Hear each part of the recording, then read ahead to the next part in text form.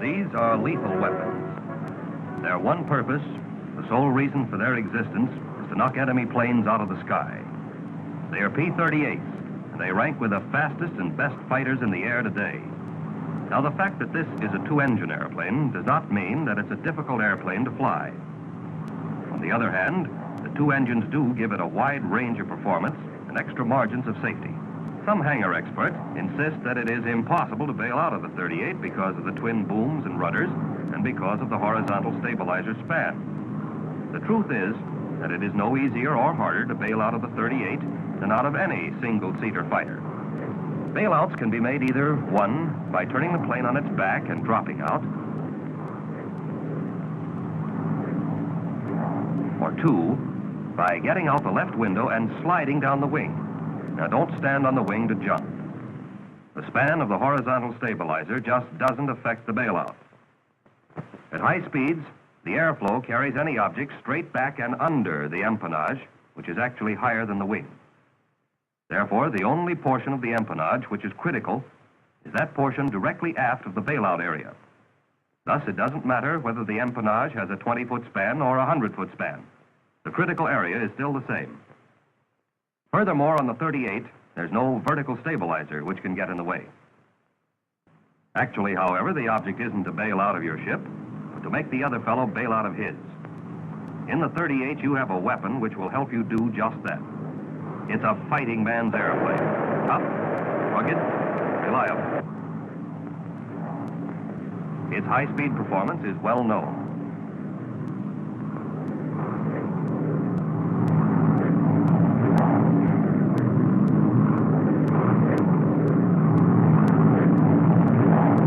But its control at low speeds is equally spectacular from the point of view of performance. Presented herewith is a new type of airplane, a primary trainer escort, under absolute control at 90 miles an hour indicated. Now, watch its acceleration.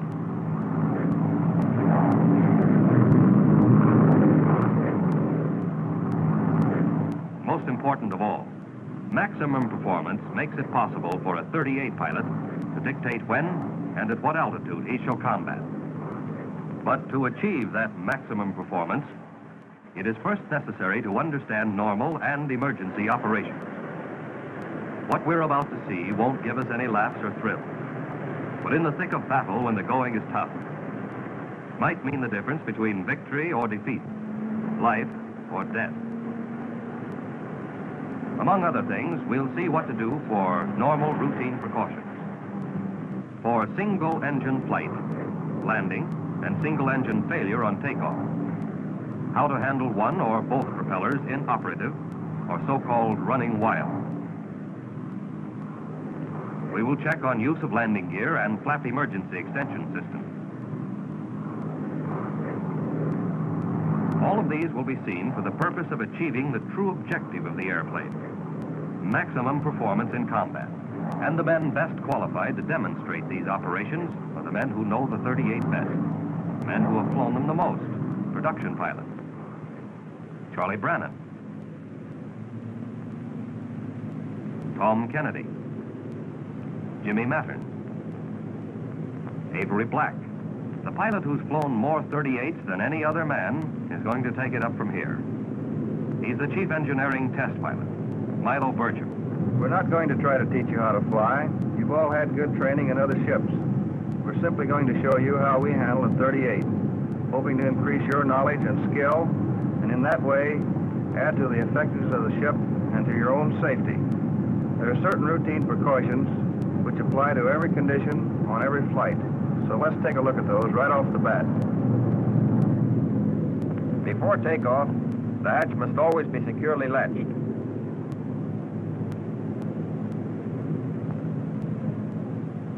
Both sliding windows must also be closed all the way. With the windows closed, the airflow is normal. But if the windows are carelessly left open, the airflow is disturbed and causes the wake to hit the tail. On airplanes equipped with external tanks, it is essential to be able to drop the tanks immediately in case of engine failure on takeoff. Therefore, before starting, the drop tank switch is placed in the safe position, and the drop tank selectors are placed on, so that in an emergency we can lose the tanks by simply punching the drop tank release button. When the full fuel load is carried, takeoffs are always on the front tanks. Normally, we use no flaps. Later, we will check on conditions where flaps are used. But at all times, maximum allowable manifold pressure is used. Once in position at the head of the line, and after run-up and mag check, propellers are checked in the automatic position. By trying the governors, we make certain that they're really governing.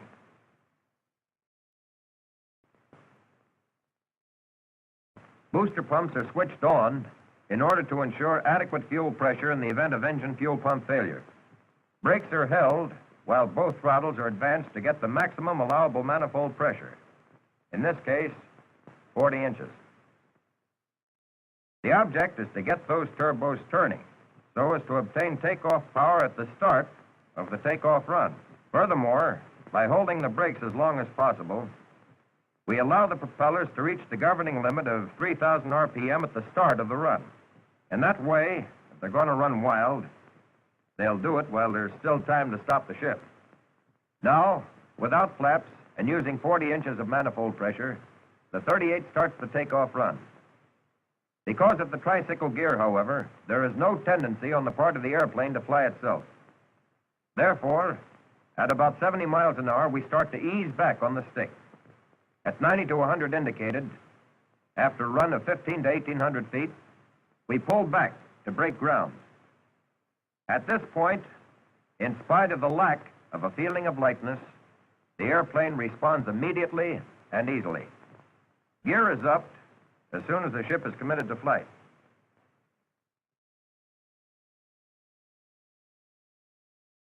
By the time the gear retracts, indicated airspeed will be at least 150, well above single-engine operation speed of 120. If the boom doors do not close immediately, nosing the plane abruptly down a couple of times usually will close the doors. No flaps are used for normal takeoff because without them, we get the single-engine flying speed faster. But if this tower, for instance, were an obstacle 1,700 feet from the head of the runway, a zero-flap takeoff would catch it right amidships. With 50% flaps under exactly the same conditions, the airplane easily clears the tower.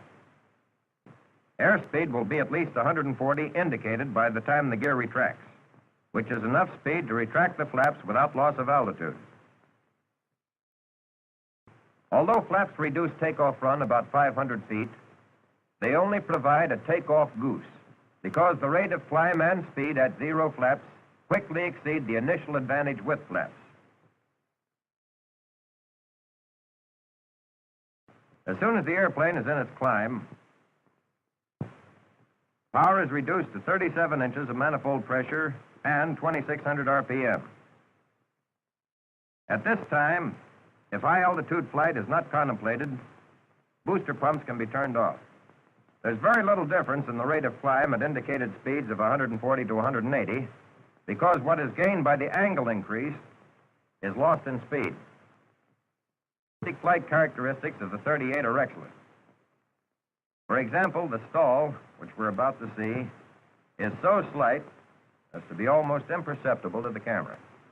The power stall will occur at about 70 miles an hour. Loss of altitude will be about 50 feet. The counter-rotating propellers eliminate torque, no tendency of either wing to dip or fall away. Watch closely. There's the stall. Characteristics are just as good in the power-off stall with gear and flaps retracted or extended. Accelerated stalls, accompanied by normal buffeting, occur on any airplane when the angle of attack is increased to the point that the airflow over the wing becomes turbulent. This can happen in sharp turns, pull-outs, or other severe maneuvers. The 38 is designed to take the buffeting of the stall and has no tendency to slip off on either wing at any altitude. If you want to get out of an accelerated stall, Permit the airflow to reestablish normal lift by easing up on the stick. For the sake of greater maneuverability, there's a maneuvering stop on the flap control. With flaps in this position, turns are shortened, and similar maneuvers perform with great efficiency. Low-speed banks at low levels, however, even with the flaps full down, are non-habit forming. There's just not going to be enough time to recover lost altitude before the ground catches up with you. And in practicing maneuvers, there are two things that are darn important. First, where inverted flight is concerned, the engines are not designed for inverted flight of more than 10 seconds. Oil pressure will drop in even less time, and the bearings are apt to be damaged. Furthermore, prolonged inverted flight is in itself unnecessary. Secondly, in any maneuver which requires a downward recovery, the pilot must have plenty of air under him, at least 10,000 feet. Due to the 38's acceleration in a dive, the ground comes up awfully fast to slap you in the face. There's a dive limit chart in the cockpit. Be sure to check it. Landings are not complicated, but in night landings, pilots new to the 38 sometimes get a surprise when lowering the landing light. This is due to the fact that the light disturbs the airflow to the aileron. This nibbling feels a bit strange at first, but actually has no unfavorable effect as far as flying is concerned. For the landing itself, propellers are set for 2,600 RPM with about 23 inches of manifold pressure. And to ensure adequate fuel pressure, on go the booster pumps. Gears extended at 175 miles an hour indicated. Flaps at 150. At this time, the toe brake should be pumped to ensure adequate pressure upon landing. Now let's retract the gear again to show that even if the normal extension system fails, there is still no reason to start getting ideas about a belly landing. Two conditions are usually the cause of hydraulic system failure. Either the engine hydraulic pump has gone out, or there's a break in the hydraulic lines. If the engine pump goes out, fluid will still be in the lines, and the auxiliary hand pump can be used to extend both the gear and flaps. No other action except pumping is required, and it will take about 5 minutes to pump the gear down and lock. If, after 2 or 3 minutes of pumping, there is no feeling of pressure against the pump, it indicates that there is fluid failure. In this case, the emergency system is still on tap. The emergency extension system is used in the following sequence. First, landing gear control lever is placed down. Next, the bypass valve is closed by turning it clockwise. Now, the hand pump selector valve handle is placed down, and the pump is operated to force the doors open with the wheels. Pumping is continued until all 3 wheels are fully extended and locked. Nosing the ship abruptly up will help force the wheels out. While pumping, the selector valve handle should be checked down to make sure it hasn't moved out of position. Flaps can also be extended by the hand pump. To do this, the flap control handle is placed down. Then the selector valve handle is set to up, and the pump operated till the flaps are extended the desired amount. If for any reason the flaps will not extend, the airplane lands well enough without them. In a zero flap landing, however, allow for float and higher stalling speed. With booster pumps on, the gear down and flaps in 50% position, the approach is made at 120 miles an hour indicated. Speed is reduced to 110. And when the approach is in the bag, the flaps are extended full down. Then, at 110, flare out and come in over the fence at 100 to 105 miles an hour, but never faster than 110. Contact never has to be made at over 100 miles an hour. The 38 lands in the same attitude as ships with conventional gear, on the 2 main wheels. The nose wheel will settle of its own accord. Don't be tricycle gear conscious. Just be flying level somewhere near the ground. Flying, not falling. And then the less the pilot does, the better. For slowing down, brakes are applied on and off, rather than with a constant pressure. There is only one way possible to make landing the 38 difficult, try to bring it in on its nose wheel. Nose wheel landings are expensive ways of messing up the landscape.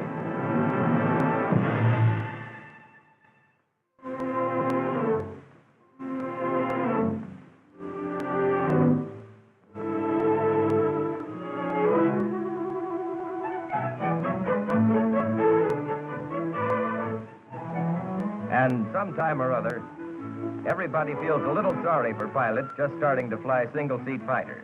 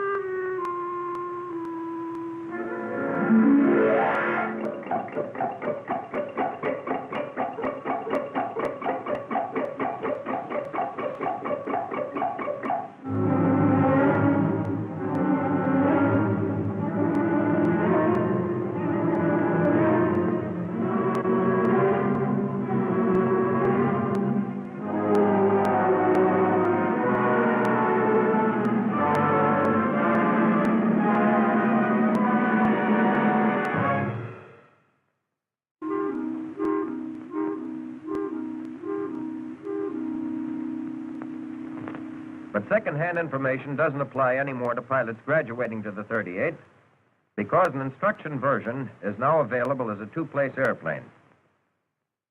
The boys call it the piggyback. Now a new pilot can ride in back of the instructor and have any procedure cleared up for him in flight. This is how it works.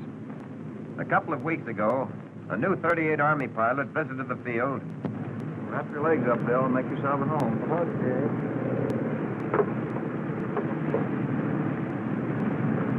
This being a passenger is a good deal. I feel like a colonel already. The last guy thought he was a general. Well, all kidding aside, Milo, I hope you don't think me a dope if I ask a lot of fool questions. Know a better way of finding something out? Well, no, but... Well, then ask away. Okay. Well, I did have a couple of question marks about the propellers running wild. Not that I don't understand perfectly, but, well, you know, it just isn't quite clear.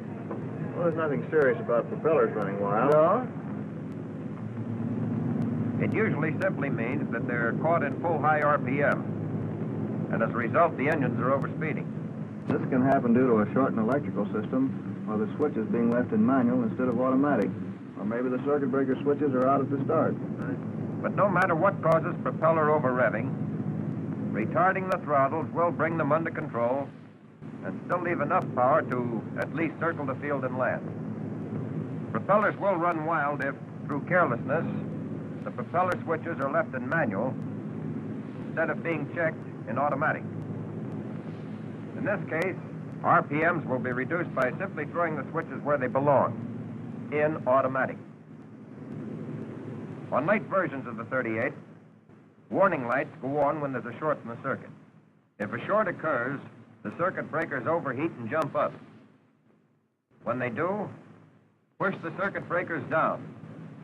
They'll have to be held down for about 15 seconds. Otherwise, the heat will just make them jump right back. I gotcha. If we don't let them cool off, they'll pop right back up again. Can we simulate this in flight? When we get in the air, you'll see that holding the circuit breakers down for 15 seconds has disadvantages. But now we're ready for the takeoff check. Propellers in automatic, governing check. Booster pumps on, toe brakes held, throttles advanced to get maximum allowable manifold pressure.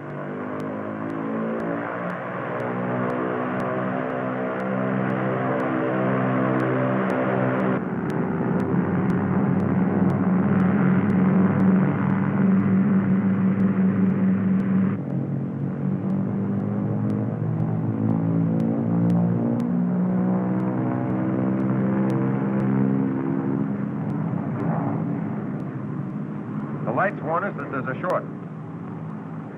And the propellers jump from 3,000 to 3,500 RPM. Shoving down the circuit breakers will help control the propellers.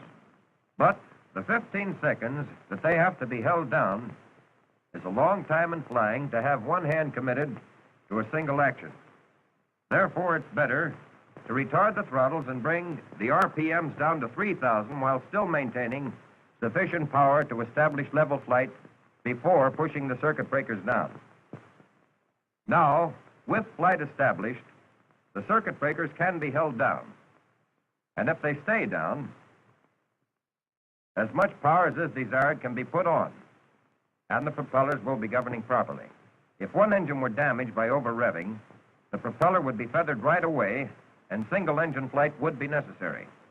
But correct single-engine flight procedure must be followed. There are only three main steps. The first step will be to set the dead engine mixture control to idle cutoff so as to reduce fire hazard by stopping the flow of fuel at once. Furthermore, if by mistake we try to kill the engine that's operating, the complete loss of power warns us while there's still time to recover. So, if the right engine were to quit, the three main steps would be, first, right mixture control to idle cutoff. Second, right feathering switch to full feather. And third, right throttle back to close.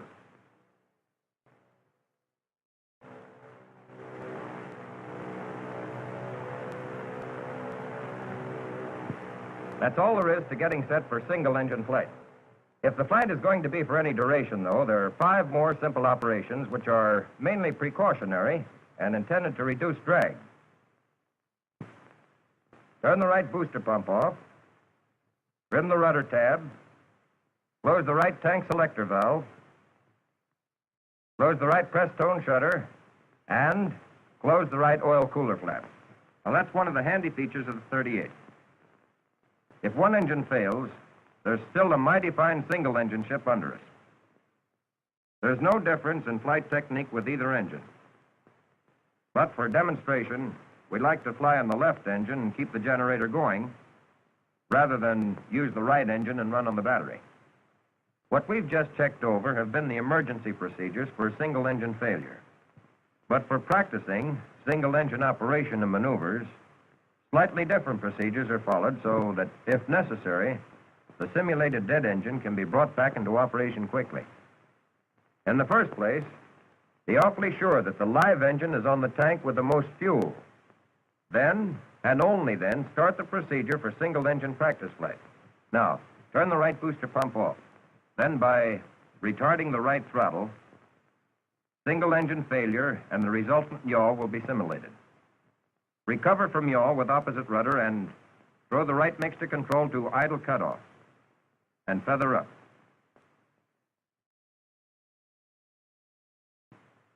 After the engine is stopped, trim the rudder tab and fare the right press-tone shutter and right oil cooler flap. After the engine is stopped and the ship is trimmed, the control should be set in position for immediate unfeathering just in case something should happen to the engine we're flying on, and we have to use the engine being simulated as dead. So, as soon as the propeller is feathered, set the feathering switch in the normal position. Then, raise the guard on the manual propeller switch to the dead engine and set it to the fixed position, and move the governor control to low RPM. Now, with the feathering switch in normal position, the manual propeller switch to the dead engine in fixed pitch position, and the right governor control in low RPM, we can continue single-engine practice flight safely. Unfeathering to resume normal 2-engine flight takes only 4 steps. Manual propeller switch is held to increase RPM until 800 is reached, and then throw the switch to the automatic position. Right mixture control is set to water rich. Check to make sure that there is sufficient oil and fuel pressure. Open the throttle slowly, and as the press-tone temperature rises, continue advancing it slowly. At 25 inches of manifold pressure, RPMs are also increased until power and propellers on both engines are synchronized.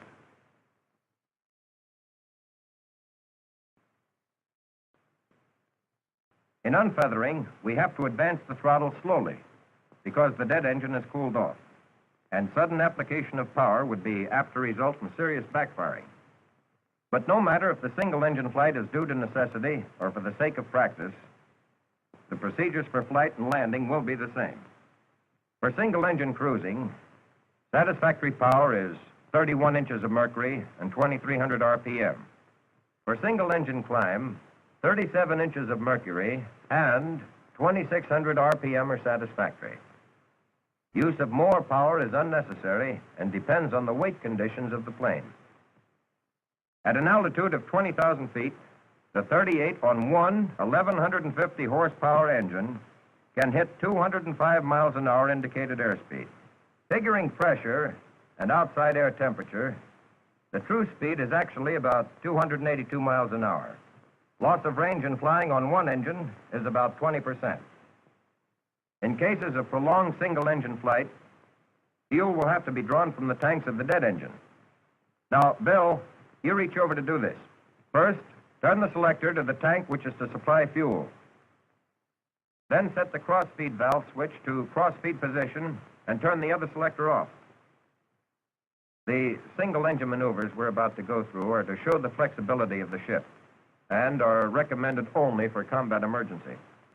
A single-engine aileron roll is simple enough. But the engine design, as we know, doesn't allow inverted flight of more than 10 seconds due to the loss of oil pressure. The single-engine stall characteristics are at least the equal of most single-engine planes.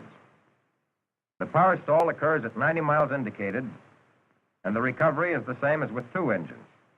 Now, here's the stall. There's a big change in directional trim with change in speed comparable to the torque effect in single-engine airplanes. This is more pronounced in the slow-speed range.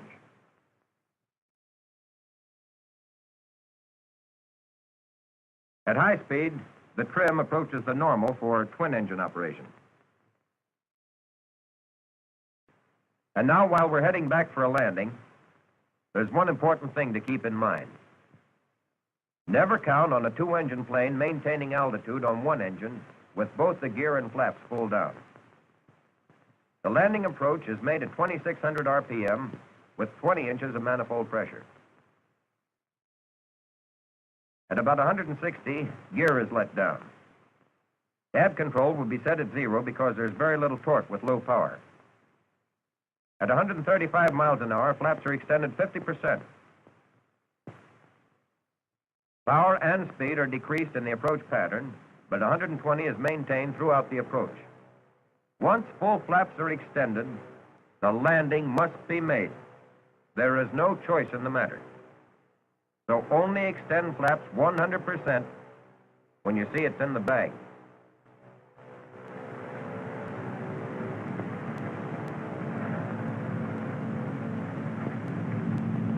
Retard the throttle and come in over the fence at 110. Then flare out, making contact at between 95 and 100 miles an hour.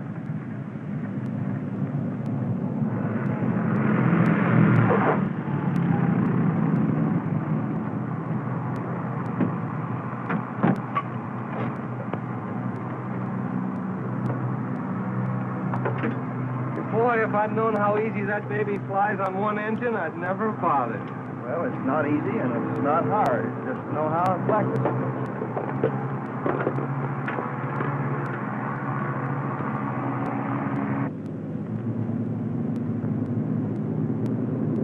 Here, Bill, this will give you some idea what I mean. Too flat an approach on single engine is definitely bad. It's apt to result in undershooting the field. The high approach can be made by diving down and leveling off short of the field. But the recommended approach has been found to be the easiest as well as the safest. It's okay to use some power until you actually contact the ground. Uh-huh. Hey, one engine's quit. You still got another engine.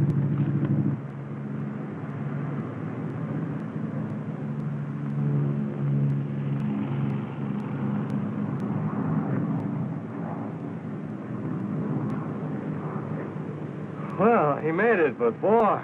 Come here, I want to show you something. I think that's Tony Levere.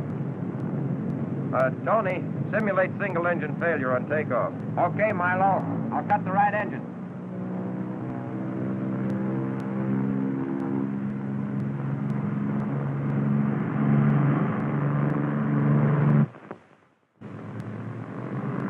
right engine will quit at 120. Power is reduced and hard left rudder to check yaw. Power increased. Drop tank release button punch to drop the tanks. Right mix to control off. Full feather right propeller. Right throttle off. The other procedures are carried out while level flight is maintained until 140 miles an hour. And now he climbs to a safe altitude.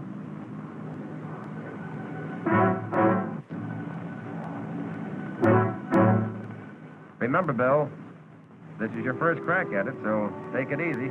Okay.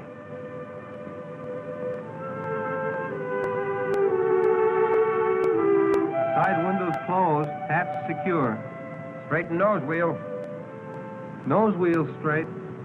Drop tank switch at safe. Selectors on.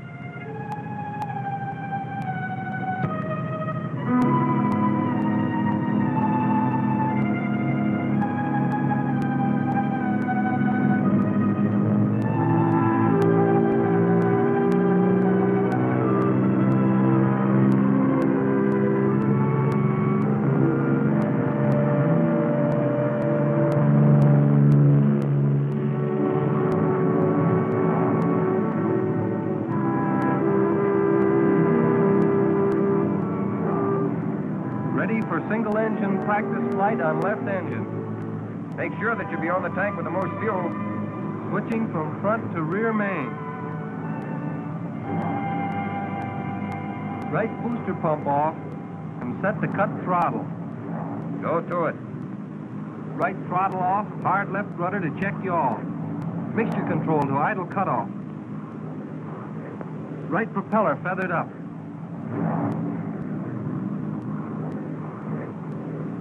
Right engine is dead.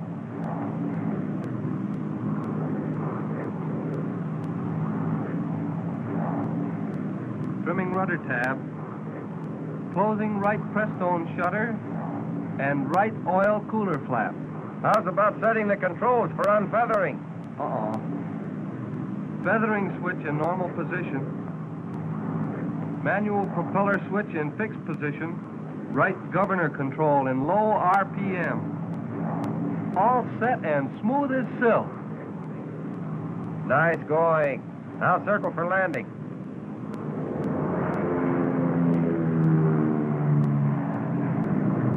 .2600 RPM with 20 inches. Tap control set at 0. Gear down at 160.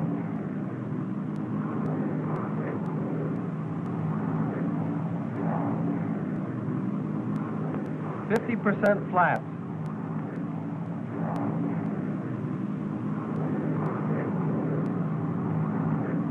It's in the bag.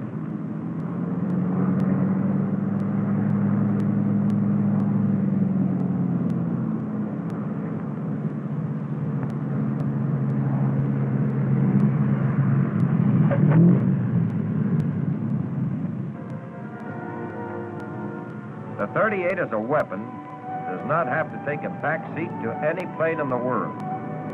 It's a man's airplane, effective and versatile. But remember that it is an airplane, and don't lose respect for it. Learn to take advantage of its strong features, both of safety and attack. The skies belong to you.